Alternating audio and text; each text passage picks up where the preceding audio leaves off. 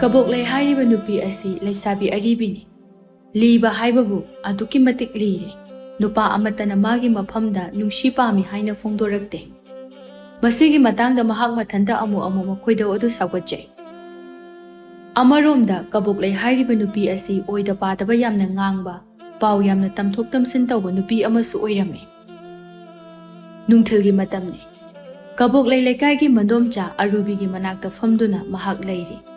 Arubina Kabokleigi maphamda asumna wa hairi. Kaboklei Nandomcha aigi thamoy ase yamna saunginglibani. Madugi karisu leitebi chaibi haibi nupi aduna. Aigi maramda mingonda kari no yamna pau santo amale. Aine maga thengnaba maphamda khatnaba soidrabani. Indomcha chaibina indomcha gi maramda kari wa santo ino aidi khangdene. O wase aina haibabudi phadi phajadre. Ai haibadi hairage. Aise mangonda anirak suba oina yum palakpani. Aise ngandana lukhrabi haibadu oihawi. Punsi ase asuk nauna awaba potlum kaya puduna. Lukhrabi oiduna adum laigadabagi saruk haiduna. Wakhal kaya khaluba matungda. Ta haidonda aise yum amu palakhibani. Sigi wase magi chaibi haiba nupiduna khangbani. Aibu anira yum pali haiduna Mana mathawadu irai laitaba makai. Mingonde hekta question sandokduna laibagi wana. Masida ai kayam saungningi. Sidi laibak haibaduni kaino idomja. Mana kari mathaw laiduna asigumba wabu hekta mingonda tamduna santo ino. Madugi chaibi haiba nupido. Masam maru kado turu he khoibani. Masam khoiba mise. Mabuk phate kaina hainabado chumbajani idomja. O hainaba nate hekta hairabani. Magi masada mabuk phattaba. Aingoda kalakpa khamban ma yauri. Mana khalibu aise yum anirak panbani haina santoklaga ipuroibana aibu tanthokhanni kaina kasu khali mali. Madumane mapok simagi oiraroi. Aigi waribu mana muna khangnaba matungda mana aibu lobibani. As indomcha makhoigumba mabuk jelpikpa miga khak mana bahaunadeda. Sibu aina hobro. Mana egi maramda pau mayam ama lepa leitana santoktuna leiraga aina karam haina tumina leigadoino. Kaboklei ayam saungningi. Yam saungningi hairisini. Kabokleina wakhal haifet khanduna amuk hai. Adu oiragane indomcha. Maga kohe unaraga wari sanarodana. Adu oirabadi leikhai ama darane. Kaboklei indomcha ne nangonda wa ama haige. Yengoi nangne aigi pau puraga chaibi hoida amukta chatlo. Mangonda aigi pause nang amukta tamlujo. Nangnabu aigi mateng pangbirabadi ainasu nangi nupa ama semsira haina khallibani ne. Kaboklei Mandomcha arubina nupa ama semba kaina wa palakpa sida magi thamoy adu karino matawrakle. Maithongda momon noktuna. Indomcha kariba. Nupa ama aigi semni ba. Indomcha nabu aigi nupa ama sembine na hairadine. Indomcha na haiba wa ai loina yadoini. Hairoone. Nangne chaibi hoida chatlo. Aduga ne mangonda aigi maramda mana pau mayam ama sandoklibado yam thuna lepkadabani. Karigumba Makadana taurabadi. Arubi aina kay taurake haini yengu haina nang na hairujo. Masida mana hekwa nga aba. Nang na ne. Nang nangam na naba mawongda hekta kumlam. Kangidana nang. Kangi. Ay aduma hekta haigi. Adudi nang haujuma makoy da chala. Aduga ne. Wasi hairujo. Dom jana nangi kang nupa ama sembidoini. Kaboklei do chatlage haina fughaw balagle. Aroibo oina arubida yengduna hai. Ado indomcha, aigi nupa ama sembadudi kaunu ko. Kaure chalo yare. Kaboklei chatkre arubina haihawi. Aingonda mi yamna usitrebam khangwidra ma. Kaboklei di nupa ama phanglani haibagi wakhalda harau na chatle. Mahakna mayum panba khangdana leiriba asigi achoba maram amasu lei. Mahak asi nama watpa kaina hainaba mita ado oi. Magi wakhala do peng joibagumna haikiba wado yamna kawgale. Kaukini khana wakhal aduda ningsing hanjina haiduna mahak chatpani. Lambi aduda lairamba nung machin tumba amada makhong khongbi aduna hek laushinbada mahak khudithi. Ai hoima. Kadaidagi nung masina mo. Othokna pharak takraboi. Aigi maramda miwangang ma yaure. Adunani aina maram icha chadana sida khudithi rise. Kanabo iri jana. Ai masak phaje kaina wa khangnariba soitana oiramgani. Magi wakhal adu amu hanjilakpada haujik waida mandomcha arubina haikiba wahai adu ma kauthokre.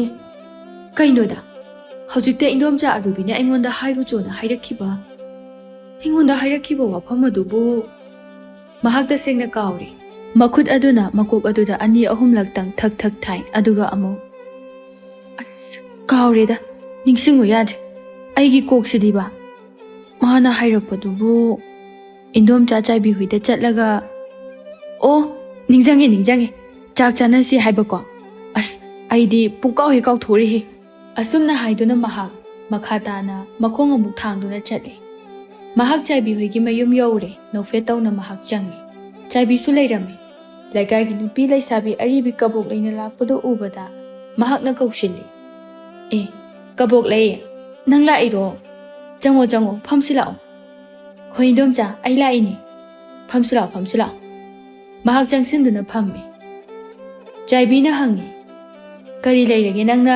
ꯂꯥꯛꯊꯣꯛꯇꯅ ꯑꯩꯈꯣꯏꯗ ꯂꯥꯛꯏꯁꯤꯕꯣ ꯑꯩꯁꯦ ꯏꯟꯗꯣꯝꯆꯥꯗ ꯋꯥ ꯑꯝꯇ ꯊꯝꯒꯦ ꯍꯥꯏꯗꯨꯅ ꯂꯥꯛꯏꯅꯦ ꯑꯦ ꯀꯔꯤ ꯋꯥꯅꯣ ꯍꯥꯏꯁꯦ ꯍꯦꯛꯇ ꯍꯥꯏꯌꯨ ꯀꯩꯅꯣ ꯀꯕꯣꯛꯂꯩꯗꯤ ꯇꯁꯦꯡꯅ ꯃꯥꯒꯤ ꯃꯀꯣꯛ ꯑꯗꯨ ꯐꯠꯇꯕꯅ ꯂꯝꯕꯤꯗ ꯈꯨꯗꯤ ꯊꯤꯕ ꯑꯗꯨꯗ ꯑꯔꯨꯕꯤꯅ ꯍꯥꯏꯔꯛꯈꯤꯕ ꯋꯥ ꯑꯗꯨ ꯂꯣꯏꯅ ꯀꯥꯎꯈ꯭ꯔꯕꯅꯤ ꯃꯥꯒꯤ ꯃꯀꯣꯛꯇ ꯊꯣꯛꯂꯛꯈꯤꯕ ꯋꯥꯐꯝ ꯑꯗꯨꯕꯨ ꯑꯣꯏꯅ ꯍꯥꯏ ꯑꯗꯨꯕꯨꯔꯣ ꯏꯟꯗꯣꯝꯆꯥ ꯑꯔꯨꯕꯤꯅ ꯅꯪꯉꯣꯟꯗ ꯆꯥꯛ ꯆꯔꯥ ꯑꯃ ꯆꯥꯃꯤꯟꯅꯁꯦ ꯍꯥꯏꯅ ꯍꯥꯏꯔꯛꯄꯅꯤ ꯃꯁꯤꯗ ꯆꯥꯏꯕꯤꯅ ꯏꯉꯛ ꯉꯛꯅ ꯀꯩꯅꯣꯗ ꯀꯕꯣꯛꯂꯩ ꯅꯪꯅ ꯍꯥꯏꯔꯤꯕ ꯋꯥꯐꯝ ꯑꯁꯤꯕꯨ ꯑꯩꯒꯗꯤ ꯃꯥꯒ ꯀꯔꯤꯒꯤ ꯆꯥꯛ ꯆꯥꯗꯣꯏꯅꯣ ꯃꯥꯅ ꯍꯥꯏꯔꯛꯏꯅꯦ ꯁꯥꯎꯕ ꯌꯥꯗꯦ ꯀꯥꯏꯅꯁꯨ ꯌꯥꯝ ꯍꯥꯏꯔꯛꯏ ꯅꯈꯣꯏꯅ ꯆꯥꯛ ꯆꯥꯅꯕꯗꯣ ꯑꯗꯨꯗ ꯑꯩꯁꯨ ꯌꯥꯎꯗꯣꯏꯅꯤ ꯈꯪꯉꯕ ꯑꯗꯣ ꯏꯟꯗꯣꯝꯆꯥ ꯅꯪ ꯁꯣꯏꯅꯨꯀꯣ ꯆꯥꯏꯕꯤꯅ ꯃꯕꯨꯛꯅꯤꯡꯗ ꯍꯥꯏꯖꯩ ꯑꯩꯅ ꯑꯁꯨꯛ ꯌꯥꯝꯅ ꯁꯛꯇꯥ ꯅꯨꯡꯁꯤꯗ꯭ꯔꯕ ꯃꯥꯒꯤ ꯃꯔꯝꯗ ꯑꯩꯅ ꯃꯤꯉꯣꯟꯗ ꯄꯥꯎ ꯀꯌꯥ ꯑꯃ ꯁꯟꯗꯣꯛꯂꯤꯕ ꯑꯁꯤꯗ ꯃꯥꯅ ꯈꯪꯅ ꯑꯩꯉꯣꯟꯗ ꯆꯥꯛ ꯆꯥꯁꯤ ꯍꯥꯏꯅ ꯍꯥꯏꯔꯛꯀꯗꯕ ꯅꯠꯇꯦ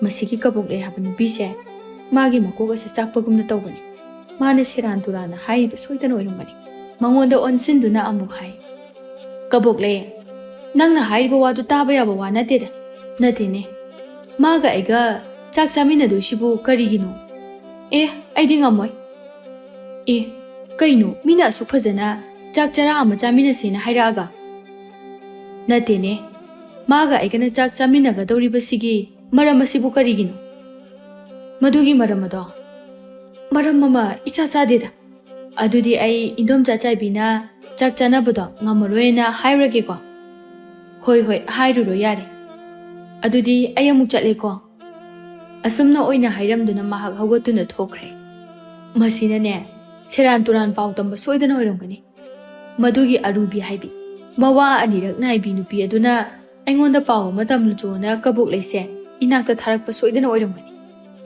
ꯑꯁ ꯀꯔꯤ ꯄꯥꯎꯕꯨ ꯑꯣꯏꯔꯖꯥꯠꯅꯣ ꯊꯣꯛꯅ ꯈꯪꯅꯤꯡꯈ꯭ꯔꯦꯗ ꯀꯕꯣꯛꯂꯩꯅ ꯑꯔꯨꯕꯤꯒꯤ ꯃꯌꯨꯝꯗ ꯑꯃꯨꯛ ꯆꯪꯉꯤ ꯑꯔꯨꯕꯤꯁꯨ ꯊꯑꯣꯏꯅ ꯀꯕꯣꯛꯂꯩꯅ ꯄꯥꯎ ꯄꯨꯔꯛꯄ ꯉꯥꯏꯗꯨꯅ ꯂꯩꯔꯤꯕꯅꯤ ꯀꯕꯣꯛꯂꯩꯅ ꯆꯪꯂꯛꯂꯤꯕꯗꯨ ꯎꯔꯗꯨꯅ ꯍꯪꯉꯤ ꯀꯕꯣꯛꯂꯩ ꯀꯔꯤ ꯍꯥꯏꯔꯛꯑꯦ ꯃꯥꯅ ꯀꯔꯤ ꯍꯥꯏꯔꯛꯀꯦ ꯑꯩꯉꯣꯟꯗ ꯁꯦꯡꯅ ꯄꯥꯎ ꯇꯝꯃꯨ ꯀꯕꯣꯛꯂꯩꯅ ꯆꯠ ꯐꯝꯊꯗꯨꯅ ꯍꯥꯏ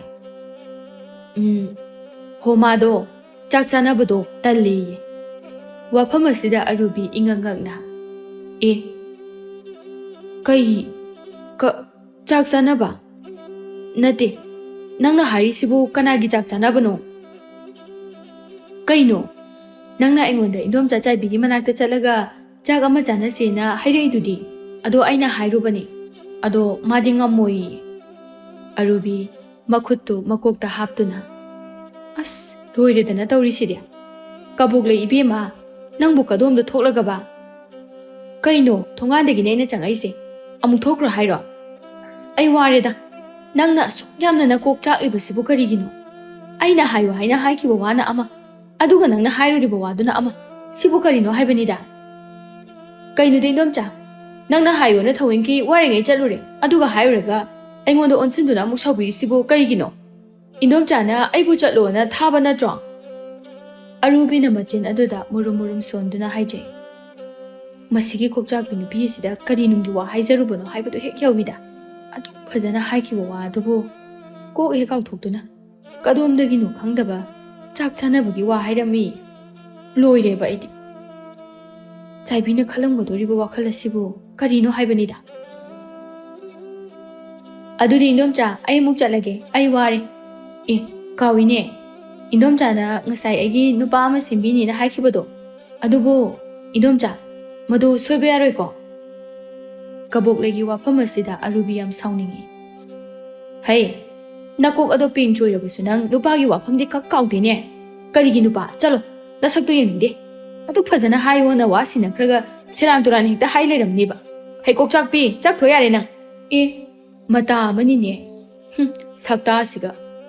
Ho, pining daga pining de hayo. Se, nabe ma egidi, nupagi nupa ngakta ni. Yare chale. Asumna hairam duna maha, mamai lay duna chat kirami. Arubi na makutuna matabak tabak bak thaza duna haija hawi. Oh, on thok pani da ko. Adu budi, aina oina chalaga hekta hairuba haibuduni. Hende henjela oba, nang hairi sinina. Kaboklei, lambiya tuda halli. Lambiya tuda laikagi angang macha ani ahum layrami. Angang singa duna kaboklei bu ubada haine. Itaw, sida kaboklei lai. Malak na sira.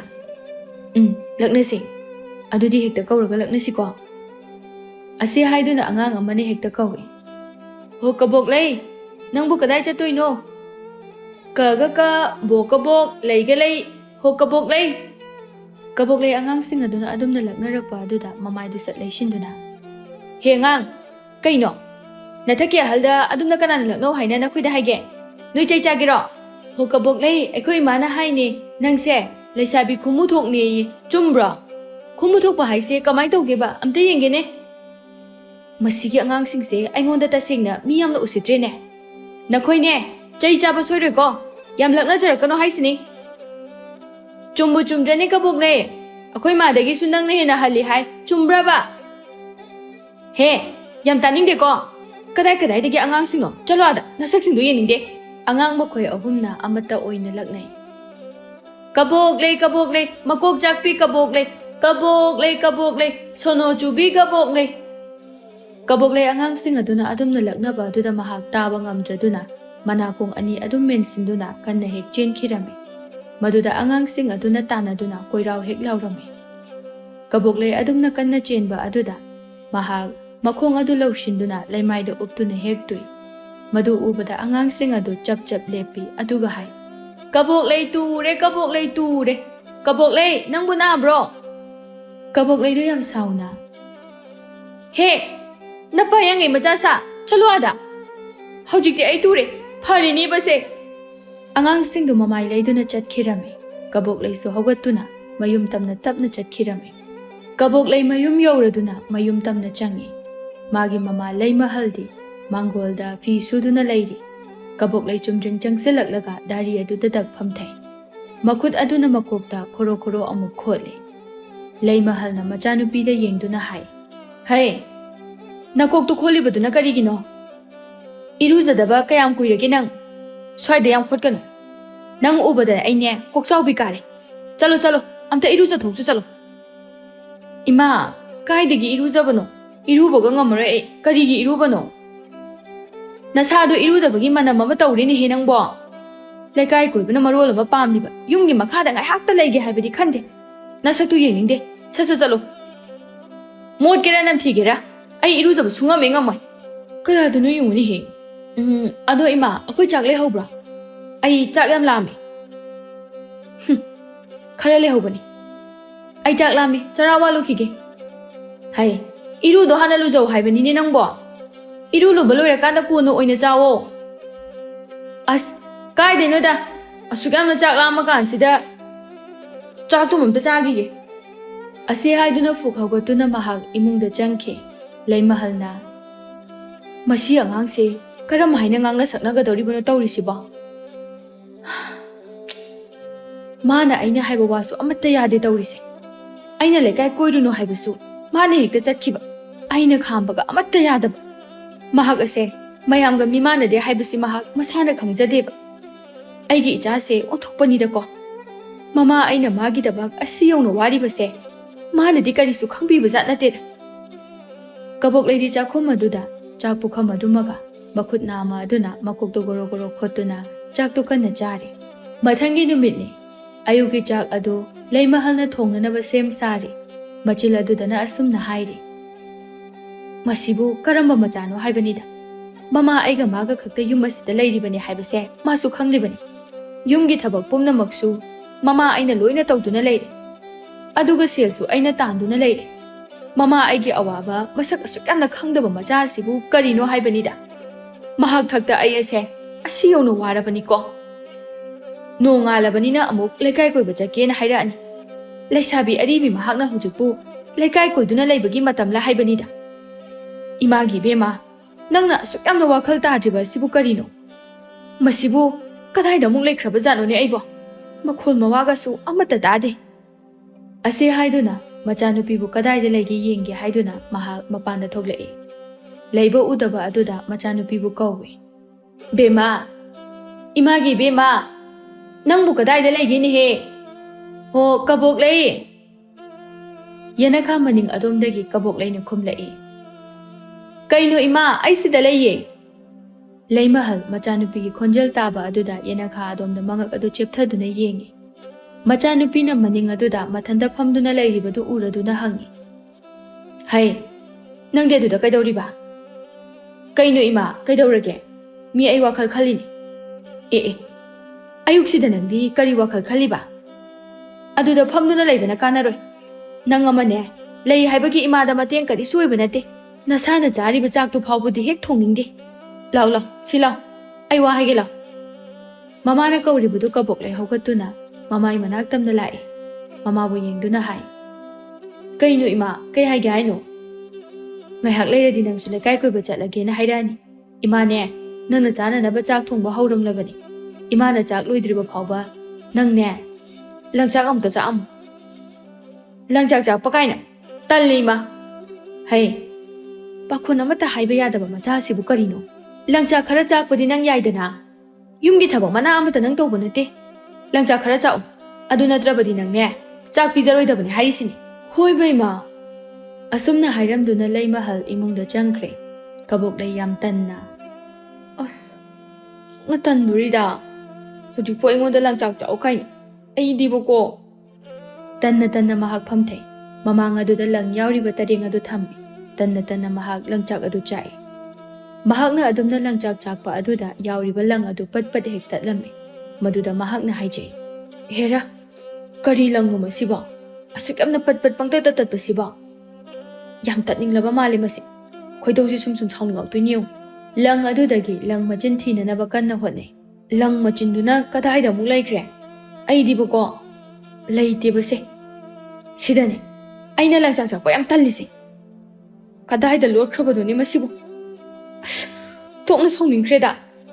Mahakna tatkriba lang machin ado koithi hek thibada thiba phanglamde. Sum sauninglaktuna yauriba langsing ado makhut aduna tab hek paiduna barabara loina phoidalli. Aduga haijay. Si hoidi pharani. Yam tatningoba. Adudi pharine. Makok adu chaklaktuna lang adu loina phoidalli. Chakhumdagi Leimahalna. Madugi angangdubu aina langchak chauna thalombadubu mana thokpa mamuk tawduna leiramdoi poni. Hek sena hawdabadane mana thokpa seran turan ngaktani tawdoisi. Ai amukta yengudrabadi yara. Asi haiduna mahak hawgatuna mapanda thorai. Leimahal machanupi aduna tawramliba mawong mataw adu ubada mahak khangsaw hek sawkre. Mana khanglaw lawe. Hai, kaino nangna tawrise? Lang ase loina thadatla malini he. Oh, asumna tawba kanana hawnabage loiredana idea. Langchak chaona thanamlaga langse loina phoidatuna leirameba. Masida kabokleina khummi. Ima, sigi langse yam tatningba mali. Pangtatatali. Machinsu thibamta phangde. Aduda khoidawse sauningangtana loina phoidatpani. Leimahal sauningmaladuna makhut aduna machanupigi managana aduda set thai. Hai, pungmang mangini he tawrise. Nangna sukna wakhal tadriba sibu karigino. Nang ngangnabadane Leikaigi mi punamak singkrabani khangaba. Sukyamna ngangnaba macha nang ta phuraga phagadabani. Kaino ima na sum phurai siba. Nai kaino haiba ima. Imagi mita aisibu kari oina ubirurage. Na yarago. Nai haibani ima. Karigi naba. Ha, karigi naba no. Lang asibu sumaina loina phuidatpa kanana hawnabage. Nangonda thabak amata sinabase asumna hekta tawba. Imagi bema nangse phana chawrabani ni he. Karigino nangna asukam wakhal tadriba sibo. Sibo ina roima. Yam haining ko ba. ꯑꯩꯉꯣꯟꯗ ꯊꯕꯛ ꯇꯧꯅ ꯌꯥꯝ ꯍꯥꯏꯅꯤꯡꯉꯣꯕ ꯐꯩꯅꯤ ꯑꯩꯗꯤ ꯄꯦꯜꯂꯕꯅꯤ ꯍꯥꯏꯔꯤꯁꯤꯅꯤ ꯄꯨꯡ pen ꯍꯦꯛ ꯄꯦꯜꯂꯤꯗꯀꯣ ꯏꯃꯥꯒꯤ ꯏꯕꯦꯝꯃ ꯅꯪꯕꯨ ꯑꯃꯨꯛꯇ ꯋꯥꯈꯜ ꯇꯥꯔꯣ ꯀꯩꯗꯧꯔꯒꯦ ꯀꯕꯣꯛꯂꯩ ꯃꯃꯥꯅ ꯍꯥꯏꯔꯤꯕ ꯋꯥꯐꯝ ꯑꯗꯨꯁꯨ ꯀꯔꯤꯁꯨ ꯈꯟꯗꯅ ꯍꯥꯏ ꯏꯃꯥ ꯑꯩꯈꯣꯏꯒꯤ ꯆꯥꯛ ꯂꯣꯏꯈ꯭ꯔꯕꯣ ꯂꯩꯃꯍꯜꯗꯣ ꯁꯥꯎꯅꯤꯡꯅ ꯅꯣꯏ ꯅꯄꯥꯒꯤ ꯆꯥꯛꯀ ꯑꯃꯠꯇ ꯆꯥꯕ ꯌꯥꯔꯣꯏꯅ ꯑꯩ ꯈꯣꯏꯗꯧꯁꯤ ꯌꯥꯝꯅ ꯁꯥꯎꯒꯠꯂꯤꯗ ꯂꯪ ꯃꯄꯨꯝ ꯑꯃꯕꯨ ꯂꯣꯏꯅ ꯍꯦꯛ ꯊꯗꯠꯇꯨꯅ ꯃꯥꯡꯍꯜꯂꯤꯗ ꯑꯩꯗꯤꯕꯀꯣ ꯁꯤꯕꯨ ꯑꯩꯅꯔꯣ ꯑꯁꯤ ꯍꯥꯏꯗꯨꯅ ꯃꯍꯥꯛ ꯐꯨꯛ ꯍꯧꯒꯠꯂꯤ ꯂꯩꯃꯍꯜꯅ ꯍꯩ ꯀꯣꯛꯆꯥꯛꯄꯤ ꯀꯕꯣꯛꯂꯩ ꯀꯣꯛꯆꯥꯛꯄꯤ ꯍꯥꯏꯔꯤꯁꯤꯅꯤ ꯃꯀꯣꯛ ꯑꯁꯦ ꯐꯖꯅ ꯆꯥꯛꯏꯅꯦ ꯅꯪꯗꯤ ꯀꯩꯅꯣ ꯏꯃꯥ ꯑꯩ ꯀꯣꯛ ꯆꯥꯛꯇꯦꯀꯣ ꯀꯔꯤꯒꯤ ꯆꯥꯛꯇꯕ ꯈꯖꯤꯛ ꯈꯔꯥꯛꯇꯒ ꯆꯥꯛꯄ ꯅꯠꯇꯦ ꯏꯕꯦꯝꯃ ꯅꯪꯒꯤ ꯅꯀꯣꯛꯁꯦ ꯀꯣꯛꯆꯥꯛꯄꯤꯅꯤ ꯍꯥꯏꯔꯤꯁꯤꯅꯤ ꯑꯁ ꯅꯪ ꯌꯥꯝ ꯉꯥꯡꯅꯤꯡꯉꯗꯤ ꯉꯥꯡꯍꯧꯔꯣ ꯑꯩ ꯂꯩꯀꯥꯏ ꯀꯣꯏꯕ ꯆꯠꯂꯦ ꯑꯁꯤ ꯍꯥꯏꯗꯨꯅ ꯐꯠ ꯍꯦꯛꯇ ꯆꯠꯈꯤ ꯂꯩꯃꯍꯜꯅ ꯍꯥꯏꯍꯧꯏ ꯍꯩ ꯀꯗꯥꯏꯗꯅꯣ ꯆꯠꯈꯤꯅꯨꯅꯦ ꯉꯥꯏꯈꯣꯅꯦꯍꯦ ꯆꯥꯛꯀꯁꯤ ꯆꯥꯔꯈꯣꯅꯤ ꯅꯪꯕꯣ ꯃꯁꯤꯒꯤ ꯑꯉꯥꯡ ꯑꯁꯤ ꯌꯦꯡꯉꯨꯅꯤ ꯃꯅꯥ ꯑꯁꯤ ꯇꯥꯁꯤꯟꯅꯗꯅ ꯆꯠꯈꯤ ꯍꯩ ꯆꯠꯀꯦ ꯍꯥꯏꯔꯕꯁꯨ ꯆꯥꯛꯁꯤ ꯆꯥꯔꯒ ꯆꯠꯂꯨꯅꯦ ꯅꯪꯕꯣ ꯃꯥꯅ ꯍꯥꯏꯔꯤꯕ ꯋꯥꯗꯨꯒ ꯑꯃꯠꯇ ꯇꯥꯗꯕ ꯃꯈꯩ ꯃꯆꯥꯅꯨꯄꯤꯗꯤ ꯊꯣꯡꯒꯥꯜꯂꯣꯝꯗ ꯊꯣꯛꯈ꯭ꯔꯦ ꯂꯩꯃꯍꯜꯅ ꯍꯥꯏꯍꯧꯏ ꯀꯔꯝ ꯊꯣꯛꯂꯒꯕꯅꯣ ꯑꯩꯒꯤ ꯏꯆꯥꯅꯨꯄꯤ ꯑꯁꯤꯕꯣ ꯑꯣꯟꯊꯣꯛꯅ ꯉꯥꯡꯅꯕ ꯋꯥꯈ꯭ꯔꯦꯗ ꯃꯥꯒꯤ ꯃꯀꯣꯛ ꯑꯁꯤꯗꯪꯒ ꯆꯥꯛꯂꯝꯗ꯭ꯔꯕꯗꯤ ꯀꯌꯥꯗ ꯐꯔꯝꯒꯅꯤ ꯉꯥꯡꯅ ꯃꯍꯥꯛꯁꯨ ꯏꯃꯨꯡꯗ ꯆꯪꯈꯤ ꯀꯕꯣꯛꯂꯩ ꯃꯗꯣꯝꯆꯥ ꯆꯥꯏꯕꯤꯒꯤ ꯃꯌꯨꯝ ꯊꯝꯅ ꯆꯠꯂꯤ ꯆꯥꯏꯕꯤꯁꯨ ꯑꯌꯨꯛꯀꯤ ꯆꯥꯛ ꯑꯗꯨ ꯃꯥꯡꯒꯣꯜꯗ ꯊꯥꯡꯇꯣꯛꯇꯨꯅ ꯆꯥꯗꯣꯏꯒꯤ ꯇꯧꯗꯨꯅ ꯂꯩꯔꯝꯃꯤ ꯀꯕꯣꯛꯂꯩꯅ ꯃꯗꯨꯕꯨ ꯎꯔꯗꯨꯅ ꯍꯥꯏ ꯏꯟꯗꯣꯝꯆꯥ ꯆꯥꯛ ꯆꯥꯗꯣꯏꯔꯣ ꯃꯥꯁꯨ ꯐꯠ ꯍꯦꯛ ꯌꯦꯡꯊꯣꯛꯇꯨꯅ ꯀꯕꯣꯛꯂꯩ ꯏꯟꯗꯣꯝꯆꯥꯁꯦ ꯆꯥꯛ ꯆꯥꯒꯦꯅ ꯇꯧꯔꯝꯃꯤꯅꯤ ꯂꯥꯛꯑꯣ ꯈꯔ ꯆꯥꯁꯤ ꯂꯥꯛꯑꯣ ꯑꯩꯁꯨ ꯆꯥꯒꯦꯅ ꯇꯧꯔꯝꯂꯤꯕꯅꯤ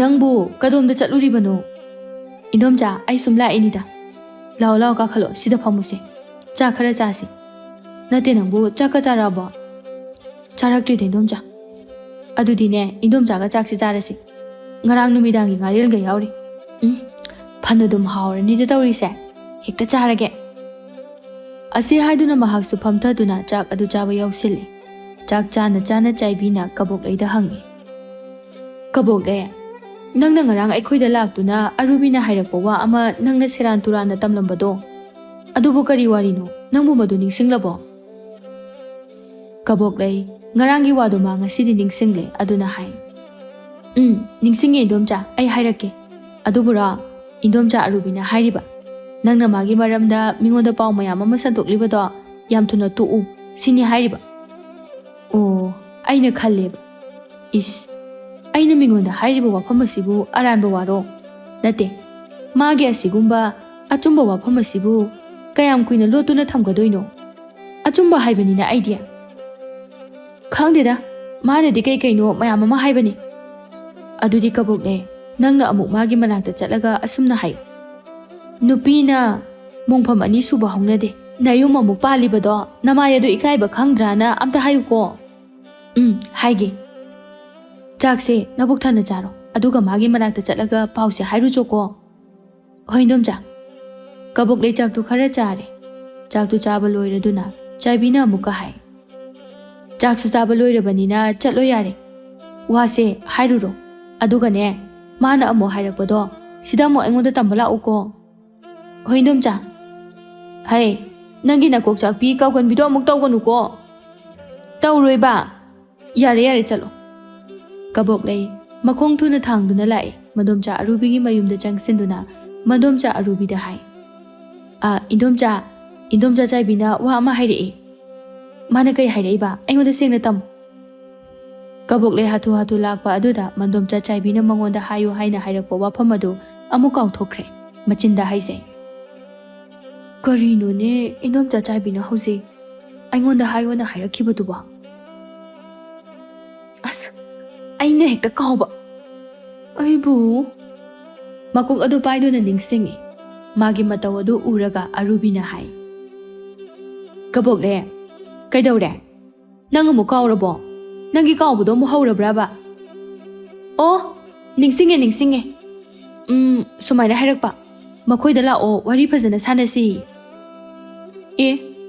ꯑꯩꯗꯤ ꯀꯔꯤ ꯇꯧꯕꯩ ꯃꯈꯣꯏ ꯆꯠꯇꯣꯏꯕ ꯃꯥ ꯑꯣꯏꯅ ꯑꯩꯈꯣꯏꯗ ꯂꯥꯛꯑꯣ ꯍꯥꯏ ꯃꯤ ꯌꯥꯝꯅ ꯎꯁꯤꯠꯇ꯭ꯔꯤꯗꯣ Chap chabi wa ama ngangnage. Adudi ai hairageko. Hairucho. Asi hairamduna Kaboklei hogatuna amuk chatki. Mandomcha chaibigi mayum aduda amuk chatuna pau tammi. Indomcha oina makhoida laoi. Aduga chap chabi wa ama ngangnasi. Kariya makhoida laoba. Aidi karigi makhoida chatoiba. Kaboklei mari leirabadine ma oina ekhoida lao haina hairucho. Makhyat ado setkena hayu. Ai hairuge. Pau sipuduna Kaboklei Mandomcha arubigi mayum tamna amuk lagle. Aduga pau amuk tammi. Indomcha nangoina makhoida laoi nakhyatu setke. Masida arubina yam sauraduna. Kari mana hekta adumna haiba phai. Adudi khanabase mana hobani. Ngasidi chap chana ngamthoknaba taredana. Kaboklei ma kadaida lehoye. Mayumda lehoba natro. Mayumda lehobani. Adudi la hojuma aikoi ani makhoida chasi. Masamado hekta phoige. Asi haiduna arubina mang thaduna makhoi ani chatle. Chaibigi mayum aduda sauna changi. Sumang matona duda leptuna hekta hai. Hai, Chaibi, nang mapanda thuna thorolo. Ngasidi kanana ngamge haibado chap chana yengnaba tare. Chaibi mapanda thuna thoglai. Arubi uba aduda makhutuna makhwang adu metuna hai.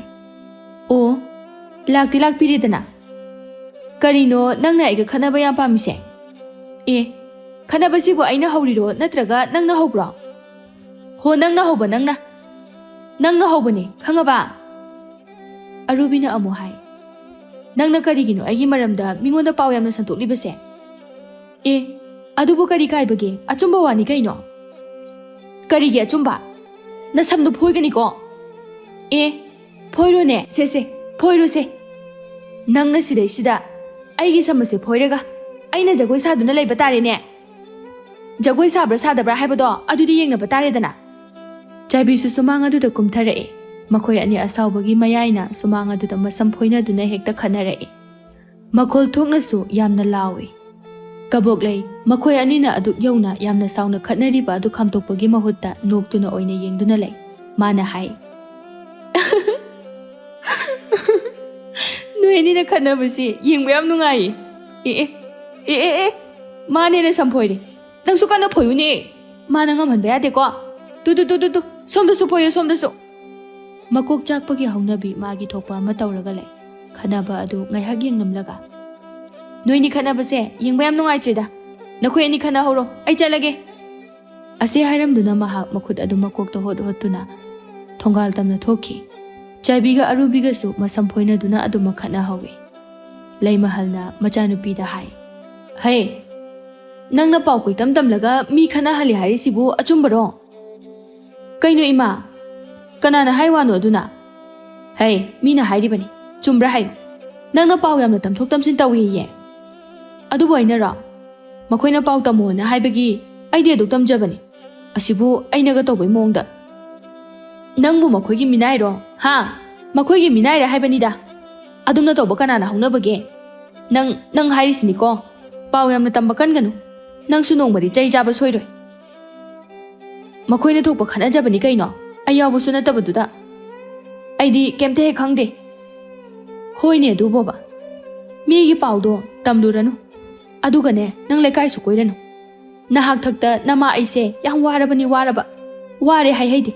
Phana yamna waraba jani. Nang na khasik tang wakhal tarabadi. Nama aina si yongno wari base waram loidabani. Ho ima nacha ai wakhal loina tajai ko. Aibo angawa phaidona wa dum ngangeba. Mina khanaraga aingonda ngangadana. Ngasidagidi ne nang mapan thokpa yararoi hairisini. Nama aina haibawa nang ilu. Arembada chai jagani ko nang. Ho aidi thoktori aina chatpada imana thingba ngamgadaba nate. Haima masi kayadano yenguni he mase. Aina nangbu miga kharam mimana de haiduna. Kena mawna yokpa asida nang yamna wangabani ne ko. Kaboklei mamana hairiba wadu karisu na chungdana imungda changkhiramni. Lei mahal haifam khangda mapana duda leptuna lehawi. Asumna matam khara haujinkre. Nongmagi numitni. Numit asida Kaboklei mahak mathanta pat amada chatlamme. Pat aduda miyoi kana amata leiramde. Nuksanaga sagalakpane mi amata leite. Masada akiba amata leita mahak pat aduda leire. Mafam aduda leptuna koyeng yengi. Ngasidi pat sida mi kanasu leitra male. Hoida phanadum phare. Asida hi masu leire. Kanade hi sida oina tongdaga pat asida oina kummagi. Asomda thambalga mayam ama satlibase si yongnaba hekta holaga chatlaga he urage. Asi haiduna mahak pat mapanda kumthai. Pat mapalda khamduna leiriba hi aduda mahak tungkhatle. Naw aduna makhutta chetna paiduna mahak hi honba hawi. Mamane hek pokpadagi hi haibase mahak tongba natri. Sungai su haiba nate. Hi du asum hole. Hi adusu oida mu yeta mu panghaida hai. Kaino masigi hi sina asukamna numli basiba. Aibu pasida amuk tasindana ko. Adumak hi adu hole. Asumna haiboi haiteba holakpa aduna pat adugi mayai chapchana yauragle. Satliba thambal sing adubu ubada magi thamoy adu yamna haraujare. Magi thamoy adu mikup asida inauta nauthorakpa haibadu oiri. Aigi thamoy se ngasidi inauta nauthore. Punsigi yeningtha haibado aigi iphamda laklaba mali. Phajaraba thambal asi ubada aigi thamoy se marol lolakpagum tawi. Aibu Makut aduna lam duna satliba thambal sing adu heknanaba hotne. Asumna tawba asida makut aduna kanna lam thokpada hi adu thok hek chepthorai. Hi aduna chepthoraktuna mahak ising mayai aduda tasile. Kaboklei iroibasu haita ising mayai aduda makhong makut adu fiting kauduna leirame. Tanja asida nupa naha ani khakso pat asida laklame. Makhoi anina yengthoklubada nupi amana pat yaide iraknaduna makhong makut kauduna leiribadu hek uri. Pari na hai. Itaw, asida nupi ma irak na duna leire. Hoine, kana oirizano. Nupi se sibana hanba tare. Amta mathwaya se khoi ani na kanse. Hoi haina duna makhoi ani pat aduda fan hekta chongthai. Pat yaya du tamna thuna iroi duna chatle. Aduga irak na duna leiriba kaboklei bu laukhattuna hi aduda happe. Asum tawna makhoi ani na kaboklei bu kanbiduna leirai tamna pukhalagle. Kaboklei mathwai phawbudi mahak manghaudre. Adubu mahak wakhal tadana di leire. Pata nupi ama irakna duna leire haiba pawasi amadagi ama santokna rame. Pawsi leima halsu hek tare masibu hek tabada magi thamoida jingnaba ama phawi. Pata nupi ama tasile haiba. Nate nupi dubu aigi icha nupi kaboklei du oiraba sa. Mahak naga kucha chatpani. Aidi mihula se sudre. Thokna pakhaleda aidi. Ai amukta chattuna yenglukhigi. Henna jingnaraduna mahak thuna yangna mayumdagi thoragle. Lambida mi khara amasu chatne mahai kari no banghaida haine. Lambida arubi su hek chattuna leirame. Arubina leimahalda yengduna hai. Iche duk amna tahana chatpiriba adubu kadaida no. Arubi awang pata nupi ma isingda tasile hai. Icha nupi ra haina yengge haina chatlibani. Ha kaboklei ba. Kaino aidi pawsi tadena. Lawe amta thuna chatlusi. Asi haiduna makhoi ani chenchat hekta chatlame. Asum tawna lakpana hojikti pat adu yauri. Khul lekai gi miyam amana pat adu de yomduna leirame.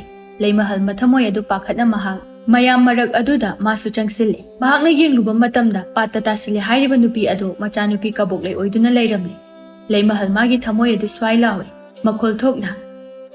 Imagi bema. Karino Ichana tawrumliba mataw asibo. Asi haiduna mahak chensile. Aduga taaduna leiriba machanupi bu konsile. Leimahal miludagi pirang sinthaduna. Imagi kaboklei. Imagi bema. Se mitpangu. Karino ichana tawrumliba sibo. Se mitpangu ni he. Nupa amana hairei. Iche kaboklei se kai suthodopadi tawrare. Mahak mihul leiri. Ising khara yotkiba aduda mahak ha wakhal tadabani. Leimahal makut aduna machanupigi mathabak aduda kana nami. Asumna tawrabada kaboklegi machindagi ising khara kamthorei. Asumna mikub ama leiraba matungda kaboklei mahak wakhal taragle. Mahak hanagi wakhalda hanjilagle. Mamito pangthoktuna akoibaduda mahak ko yengi. Leimahal machana wakhal tarakpadagi magi thamoy adu haraujare. Imagi bema icha kari su tawtraba natro. Se tapna hogasi se.